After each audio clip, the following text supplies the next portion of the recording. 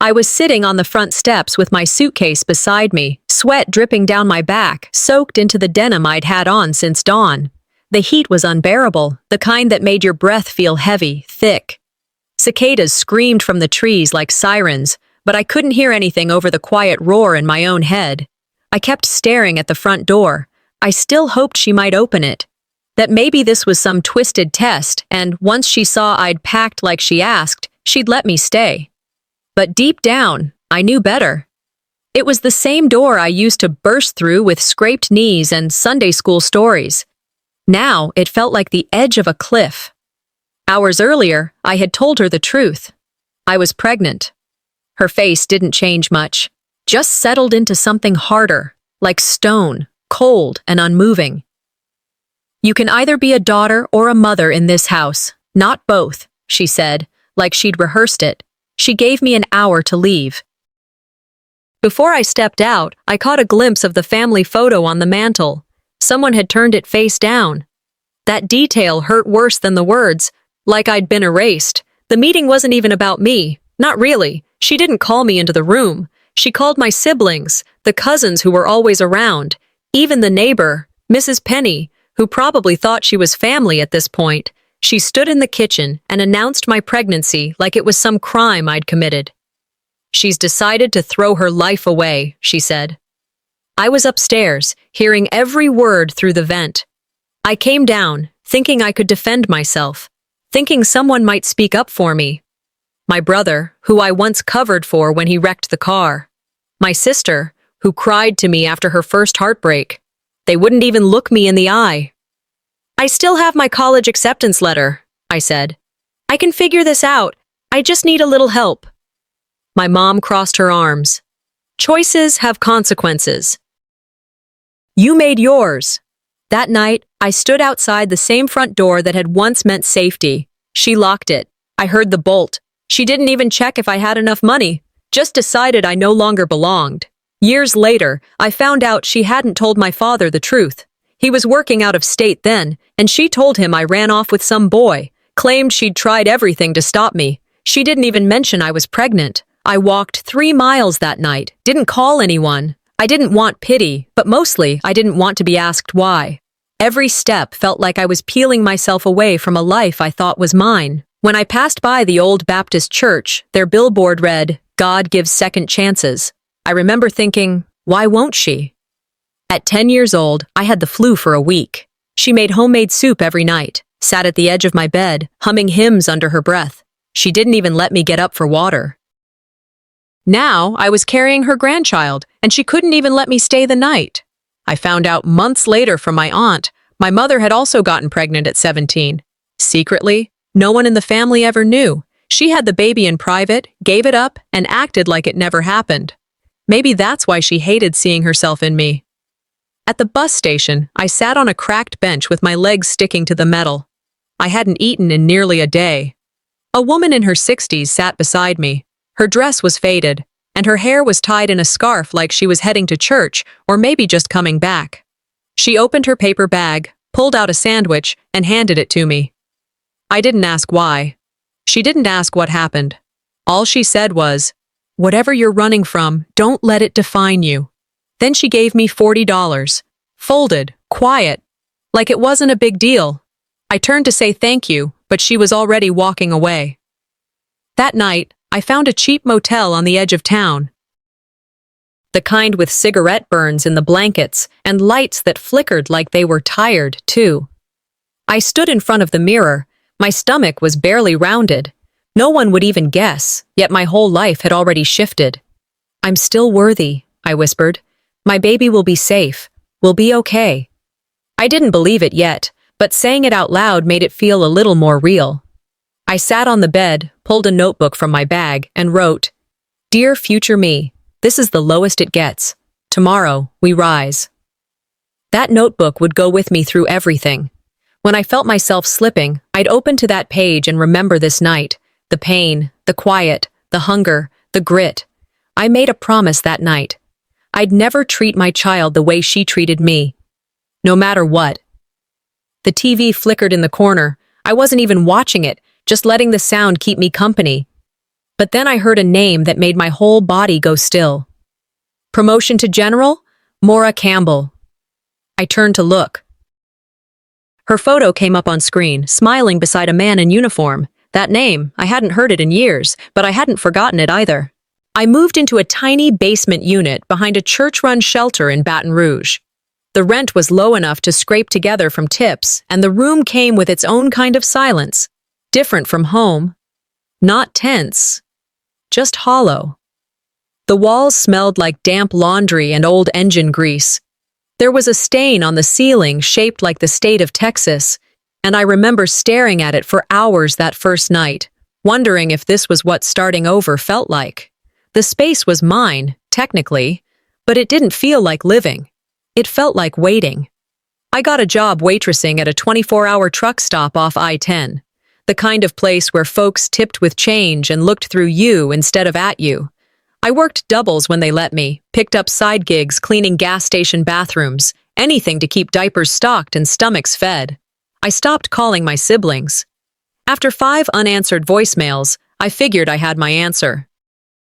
Louisiana doesn't get many snowfalls, but that fall it came early, wet, heavy flakes that melted before they hit the sidewalk. I stood outside the diner on break, arms crossed, breath showing, wondering if I'd ever feel warm again. Not just outside, inside too. The women I worked with saved me from slipping deeper into myself. Loretta, the line cook, had 4 kids of her own. She chain-smoked menthols on break and never minced words. "Your mama's loss is your baby's win," she told me once, slapping a burger onto a plate. "You'll see." They taught me small tricks, like soaking rice in broth instead of water to stretch it, or using tinfoil to patch up the space heater when it started spitting sparks. Survival hacks, little wisdoms passed down through hard years. At night, when Ellis kicked from inside me, I'd read whatever parenting book I could find in the shelter's library. How to Swaddle, Soothing a Colicky Infant, Postpartum Realities. I took notes, made charts. Tried to feel prepared. One night, digging through the shelter's lost and found bin, looking for a winter scarf, I found an old high school yearbook. On a whim, I opened it. There she was, Verna, smiling, young. Same sharp chin I'd inherited. According to the caption, she had volunteered here her senior year. She knew this place. She knew this exact room. The cold linoleum, the smell, the struggle. And she still sent me here. I gave birth on a Tuesday, just after sunrise. No drama, no screaming, just long, quiet pain that took its time. They laid her on my chest, still slick with birth, and I whispered, "You will never feel unwanted." I named her Ellis MAURA. Ellis after my grandmother, the only person who'd ever loved me without rules. MAURA, because of that name I saw on TV the night I left home. It stuck with me, strong, sharp. She had Verna's nose. I stared at it for hours in the hospital, unsure whether to feel comfort or fear. When it was time to go, a nurse came in with a clipboard and furrowed her brow. "There's a problem with your discharge," she said. Turns out, Verna had dropped me from her insurance the week I turned 18. No warning, just erased me. "We need a guarantor or payment up front," the nurse said flatly. I told them I didn't have either, just my baby and the bag I'd come in with. They kept us for hours, pushing forms at me, until a social worker stepped in and negotiated some sort of release. I never saw the bill. I never asked.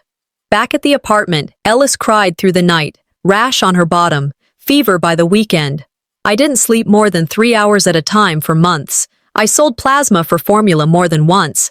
Loretta offered to watch Ellis during my night shifts, never asking for anything in return. She even brought over baby clothes her youngest had outgrown. When Ellis outgrew them, I cut up old tablecloths from the diner to sew her onesies, crooked stitches. Mismatched buttons, but they were ours. Every night I'd journal, letters to Ellis. She wouldn't read them for decades, but I needed to write them now, proof that I was trying. "I am building something, brick by brick," I wrote once, after pulling a double shift and changing 6 diapers before midnight. I didn't cry as much anymore. I didn't have time. One Sunday morning, after changing a particularly foul diaper, I looked at myself in the mirror and didn't recognize the woman staring back. She had bags under her eyes, Her roots were showing, but she was still standing. That felt like something. I signed up for GED classes that fall, passed in 3 months. Quiet celebration, no cake, just a moment in the bathroom where I looked up and said, "We're doing it, kiddo." Ms. Green, the shelter director, saw my score and offered me a part-time job as a receptionist, answering phones, filing, getting called Ms. Chambers by strangers who didn't know my story. That title felt like armor. I wore it proudly. I stopped expecting anything from home. The voicemails were long deleted. The silence wasn't heavy anymore. It was just there. One night, while nursing Ellis, I read a quote from Maya Angelou in a hand-me-down book. "I can be changed by what happens to me, but I refuse to be reduced by it." I tore the page out and pinned it above Ellis's crib. That became our North Star. A few weeks later, I checked the mailbox. Stuffed between utility bills and coupon flyers was a cream-colored envelope with a return address in Georgia. The handwriting was unmistakable. Verna. A wedding invitation. When I opened the mailbox that afternoon, I almost dropped everything. The envelope was heavy, crisp ivory, edged in cursive script, the kind of stationery meant for formal announcements, not pleas. My breath caught when I saw the return address. Verna Chambers, Lafayette. I held the envelope at arm's length, as if it were radioactive. Inside was the invitation. My sister's wedding. My name printed as Miss Marla C. and guest. No last name, no acknowledgement, just a date, time, and RSVP line. No apology, no explanation, no space for me to respond. I stared at that card for hours. Anger boiled quietly beneath my ribs, too loud to ignore, but too controlled to erupt. My fingers traced the elegant font over and over. I read it aloud. Miss Marla C. and guest. The vagueness was insulting. It felt like she gave me permission to exist, but only in the margins. I called Loretta that night, voice shaking. Why now? After all these years, she suddenly remembers I exist? Loretta answered without hesitation. Because she feels her empire creaking. Don't let her get the satisfaction of watching you bend. I weighed going. I pictured Ellis, barely a toddler, depending on me. If I went, I risked confrontation, but if I stayed silent, I let her write the narrative again. I couldn't. That evening, Mrs. Green from the shelter dropped by with old records. She'd discovered that Verna had told community circles I was studying abroad, claiming I'd vanished for my own reasons. That wasn't the truth. It was her spin to protect her reputation. The wedding invitation wasn't an olive branch, it was a calculated move. I decided then, I would attend, but I would define the terms.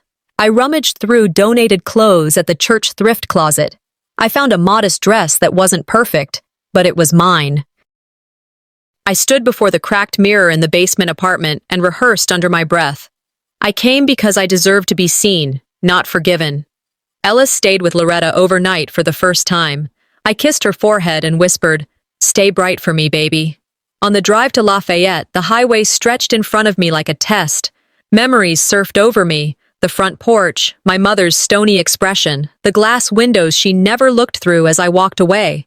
I gripped the steering wheel tighter, repeating, "Showing up is my proof." At the church, the floral arrangements were grand. The choir voices hovered. Guests lined pews in crisp colors. My sister glowed in white. She glanced at me, and her eyes flickered with shock, then stiffness.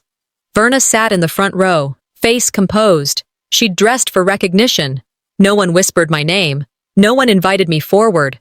But I sat, back row, surveying her domain. I waited for the vows. I listened as she pledged lifelong love. I felt the weight of every guest's judgment on me. My heart pounded. When the service ended, I quietly slipped out the back. The garden was humid, the twilight thick. I leaned against my car and closed my eyes. My chest ached too, old wounds reopening. Then my brother's voice from the shadowed drive cut the silence. "You shouldn't have come." He stepped into the light, arms folded, stern. "Why did you come?" he asked flatly. "You made a choice," he said after a beat, cold. I steadied my voice. "I didn't choose to be thrown out at 18. He shook his head. You embarrassed the family, pregnant and jobless. Words meant to wound, but I had steel in me now. I'm proud of Ellis, I said quietly, and I'm not ashamed of who I am. He paused, then admitted, Verna lied about you. She told people you left voluntarily. A crack in the fortress. Tears stung, but I held them back. I inhaled. I exhaled. I didn't leave angry. I left resolute. I was coming off a double shift. My back ached. Ellis was already asleep by the time I unlocked the door. I kicked off my shoes and grabbed the mail from the box out front. Junk, mostly. But there was something else. A yellowed manila envelope. My name on the front, in Verna's handwriting. No return address. No stamp. It hadn't come through the postal system. Someone must have dropped it off. I stood on the porch, holding it like a piece of firewood still smoking. I walked inside, closed the door softly behind me, and tiptoed past Ellis's room. She was curled up, thumb near her mouth, the quilt tucked to her chin. I didn't want her to hear what this might do to me. I went into the bathroom, clicked the door shut, and sat on the floor. The envelope creaked as I opened it. Inside, a single letter. Folded twice. No greeting, no signature. But I knew the writing. Every loop and slant. I stared at the first line until it stopped looking like English. If you return, you dishonor me. Stay away. I read it again. My pulse thundered in my ears. She wrote about shame, about keeping secrets buried. She mentioned an incident I had never heard of, a teen pregnancy she supposedly hid long ago. Not mine. Hers. She called me a threat. A burden. A mistake she couldn't carry in front of others. My chest rose and fell, quick and sharp. This wasn't a letter from a mother. It was a warning from someone trying to erase their past. And this had been written years ago, either before I was born or when I was still too young to read. She'd planned my exile long before I ever gave her a reason. I stared at that paper until the words began to blur. I stepped out of the bathroom and went straight to my small bookshelf. Tucked behind Ellis's baby albums and a few church cookbooks, I kept a frame, one I'd bought cheap from a yard sale, back when I thought maybe memories could be arranged neatly behind glass. It was a family portrait. My mother, my father, my siblings, and me. Except when I looked closer now, closer than I had in months, I saw it. My face had been scratched out. Not violently, carefully. My name, written in pencil on the bottom border, had been erased, leaving behind a faint, cloudy smear where MAURA used to be. My knees gave out. I sat on the floor, back against the wall, frame in one hand, letter in the other. I didn't sob. I didn't wail. But something inside me caved. That photo had hung in Verna's house. I remembered it. I was maybe 7 the last time I saw it on her living room shelf. Now I knew what she'd done. She hadn't just cast me out. She had rewritten the story, erased the chapter where I ever belonged. I wanted to destroy them both. Tear the letter, shatter the frame. But my fingers stopped just short. Because these things, they were proof, not just of her cruelty, but of my memory, of my reality. I placed them gently inside the old shoebox I used to keep Ellis's hospital bracelet and our eviction notice. I labeled the box Keep. Then I walked into Ellis's room. I watched her breathe. I whispered, "One day, I'll show you this, and you'll know I didn't walk away." I was pushed. I went to the table, opened my journal, and wrote, "Make copies, gather proof, stay loud."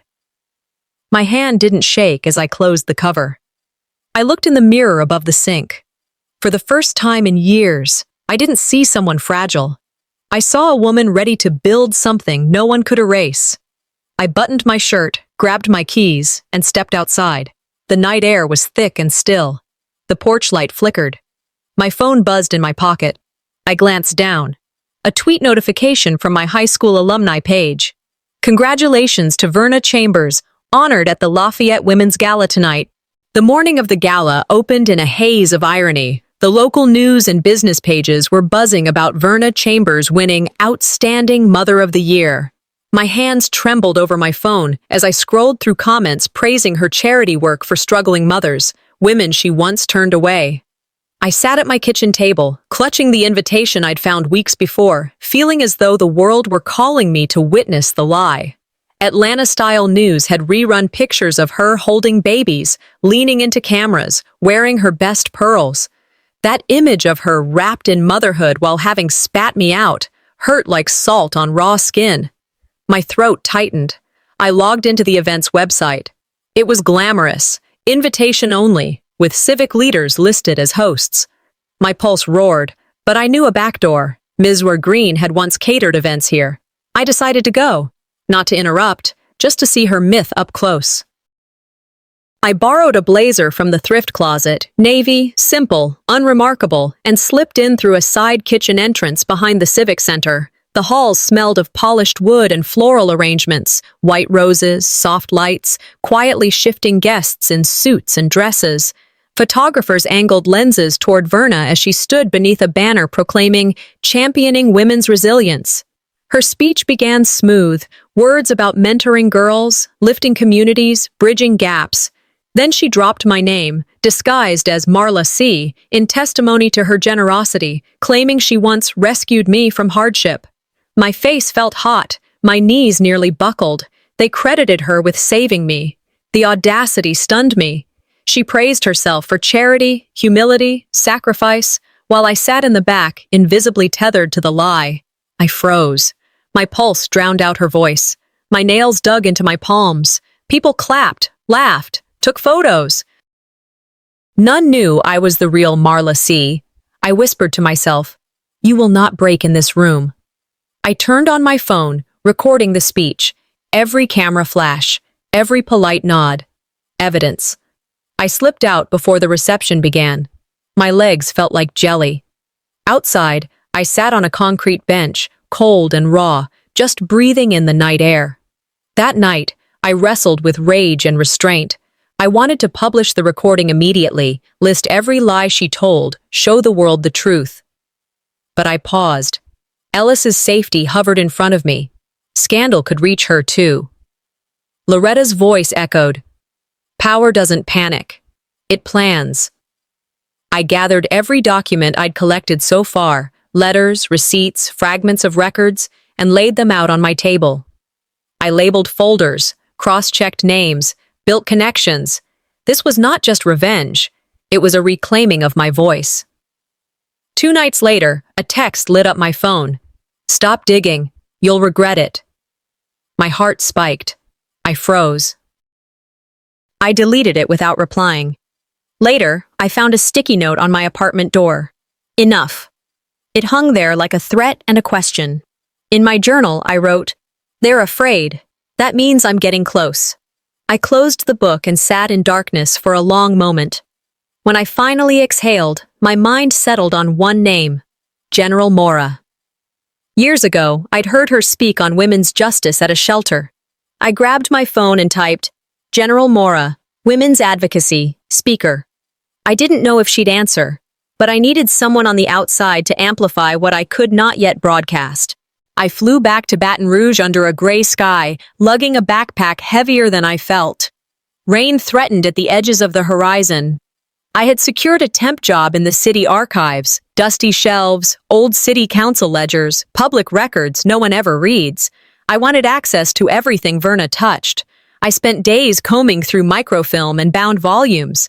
I photographed city ledgers and donation ledgers, grant applications, property deeds. My eyes tracked her name in faded ink, columns of zeros, transfers that didn't match her public claims. She claimed giving money to motherhood support, but the ledgers showed purchases of houses, land that bore her name indirectly, under shell businesses.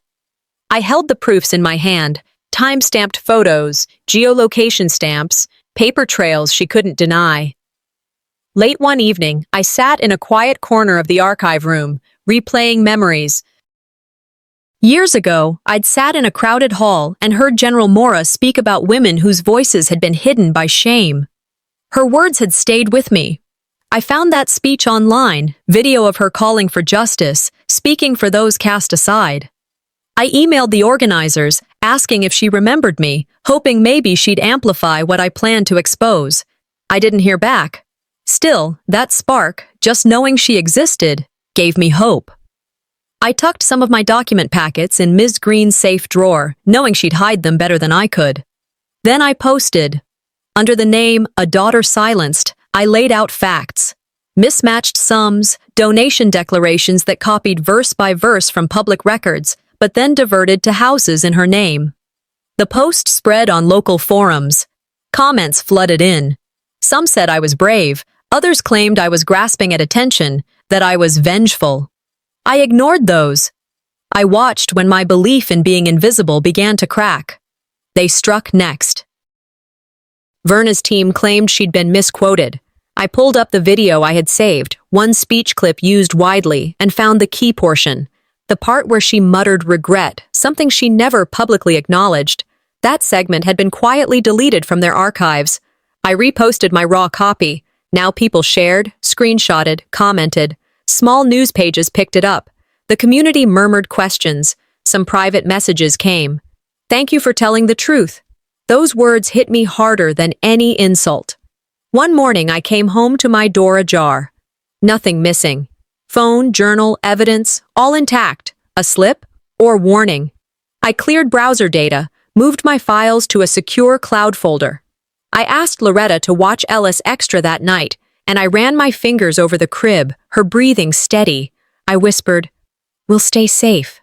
I opened my journal and wrote, "They are scared. That means I'm close." Then I slipped the phone under my pillow and hit record before I fell asleep. I dropped off a folder of notes at Mrs. Green's like I had before. I figured I'd leave it and head out, but she opened the screen door before I could knock, a pitcher of lemonade already on the table behind her. "Stay for a minute," she said. "You look tired." I sat down, not expecting what she slid across the table, an envelope, old and sealed, my name written across in red pen. "I was supposed to destroy this," she said, "but I couldn't." Inside were receipts, donation letters, documents linking Verna's charity to accounts and names I'd long forgotten, some of them mine, canceled checks with forged signatures. I held the edges tight to keep my hands from shaking. "Why now?" I asked. "Because you're finally making noise," she said, "and I'm tired of being quiet." She'd worked for Verna in the early days, knew where the bones were buried, and in that moment, I realized not everyone in Verna's circle believed her lies. Some had just been waiting for someone else to stand first. Later that week, I was invited to a luncheon at the Lafayette Women's League. I knew Verna would be there, smiling, polished, shaking hands like a Southern belle on a campaign trail. I wore a dark dress, simple, no makeup. I wanted to be seen, not dressed. Verna was mid-sentence when Marlene Quaid, one of her longtime friends, stood up from a corner table and clapped, just once, just for me. The sound echoed, soft but unmistakable. Heads turned. A few people looked my way, unsure. Verna paused mid-sentence, her fingers tensed around the podium. Marlene didn't smile, just nodded, then sat. That one gesture, in a room full of her allies, cracked the surface. After the event, I walked past Verna in the hallway. She didn't speak, but she watched me like I had walked into her private dressing room and turned on all the lights. Back at Miss Green's that evening, she handed me another item. Wrapped in a handkerchief, delicate linen, monogrammed, Zadie T. The stitching was faded but clear. "Verna had this made when you were born," she whispered, then tried to have it burned when she erased your name from everything.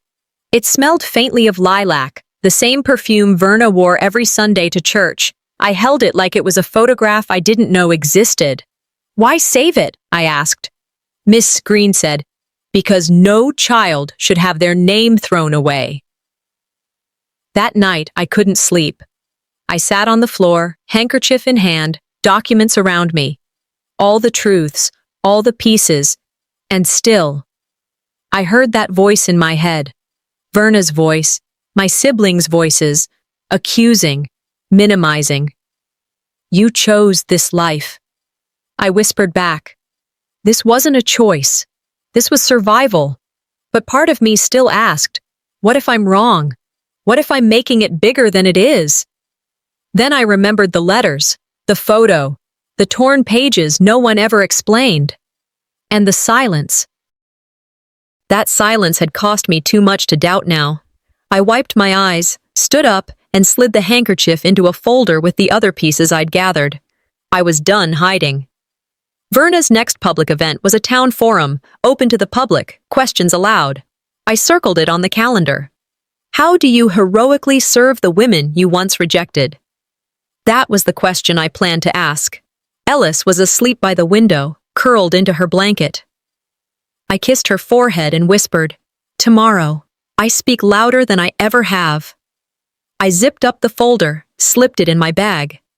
I stepped outside just as the sun began to rise. Across the street, a banner flapped gently. Verna's name, big and bold. As I walked toward it, I saw them. Two figures standing just beyond the curb, Renee Linnell and Wesley Boone, watching.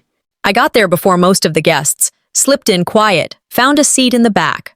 The civic auditorium looked dressed for a wedding, white linens, gold trim, centerpieces full of lilies and pride. Verna was already on stage, doing what she did best, performing. Her voice filled the room with praise for service, faith, and family values. Her followers nodded like they were in church, but I wasn't there to pray. I pulled out my phone and typed a few words. Direct. Calm. Each tweet a reminder of what I'd uncovered. Misused grants, double-billed events, a nonprofit that funded her vacation homes. I'd prepared every link in advance. With one tap, I made it public.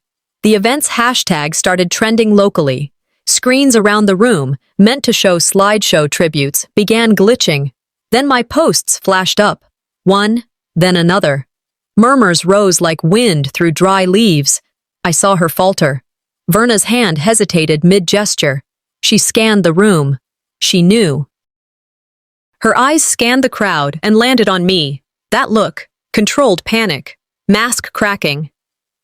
At the far end of the room, near the memorial wall, a new name had been added. Small, carved with care, right next to Verna's, in the same style, same height. Zadie Trask. I didn't expect it. I didn't plan it. Kevin Malloy stood nearby, rubbing white chalk dust off his palms. Our eyes met for a second. No words. But that nod he gave, it landed like a gavel. It was official. I existed. My name belonged there too. The room quieted. Some gasped. Others leaned in for a better look. Verna turned toward the engraving, stiff as a statue. The silence didn't feel hollow. It felt like air before a storm. Then I stood up. The MC called for open remarks. I walked slowly, didn't rush it. Each step reminded me who I was doing this for. Me. And the little girl who still cried at night when no one came looking. I didn't shout. I didn't cry. I spoke plainly. I told them about the letter she'd burned, the photo she'd torn, the night she told me, "You no longer carry my name."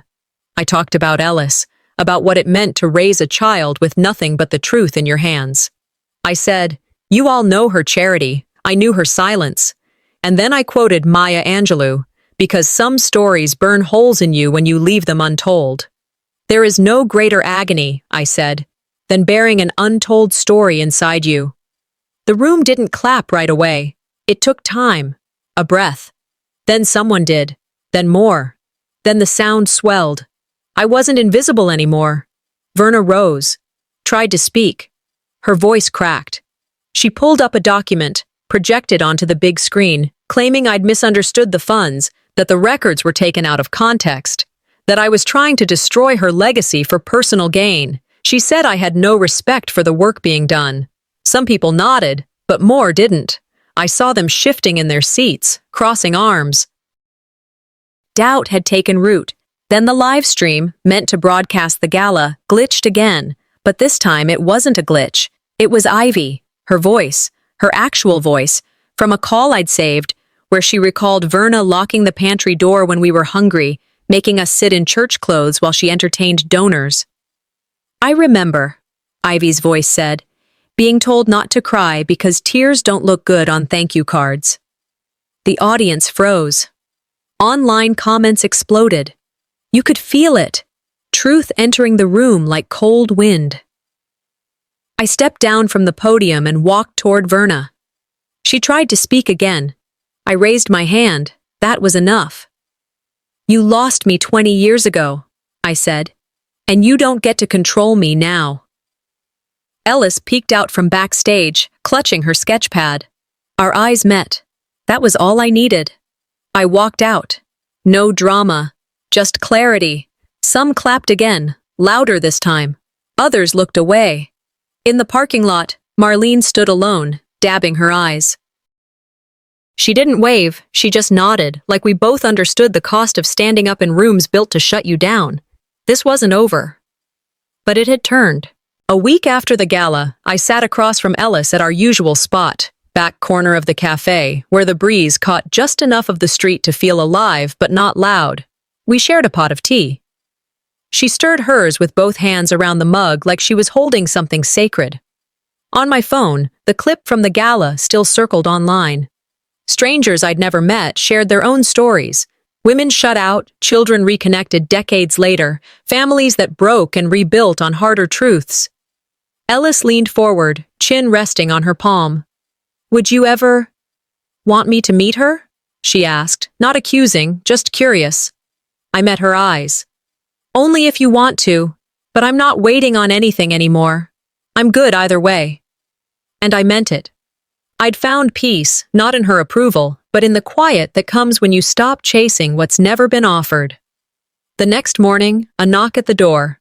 No delivery slip, no note. Just a hand-delivered envelope on the step, cream-colored, thick, my name written in slanted cursive, familiar, but tired. I opened it slowly, fingers steady even as my chest tensed. Inside, a letter. It was from Verna. I read it in silence. No full apology, just vague regret, couched in reflections. Time has a way of humbling us, she wrote. I once believed I was protecting the family name. Now I see names don't survive without the people behind them. She brought up General MAURA, claimed the speech, the campaign, the whole image. It was a show. MAURA never existed. She was stitched together from scripts and photo ops, she wrote. I wasn't surprised. Then came the twist. She offered me a financial gift, a generous one. For your work with women, for your daughter's future, she wrote. It wasn't restitution. It was legacy control, her name trying to rewrite mine one last time. I didn't write back. I didn't need to. I deposited the check and transferred every cent to a shelter for single mothers in Lafayette. Then I called and asked them to leave Verna's name off any plaque or press release. Forgiveness is not about setting the past free. It's about setting yourself free from it. Weeks later, I stood at the center of a small community town hall I'd helped organize. Folding chairs, church coffee, hand-painted banner. Our voices matter. We weren't big, but we were there. I looked around the circle, women with stories deeper than mine, younger girls scared to speak, older women just now unpacking decades. We cried, we laughed, we held space. A journalist took notes quietly in the back. Her headline ran the next morning. Daughter once disowned, now leads others to reconnect. Ellis took the mic at one point, voice shaking but steady. My mom didn't just speak up, she said. She made a road for me to walk. I smiled, not out of pride, out of recognition.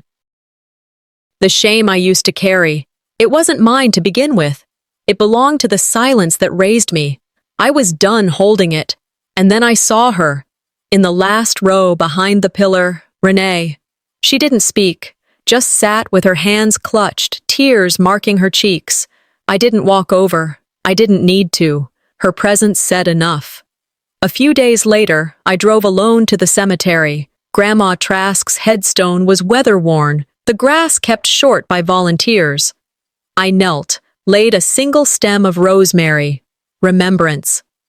I made it through, I whispered.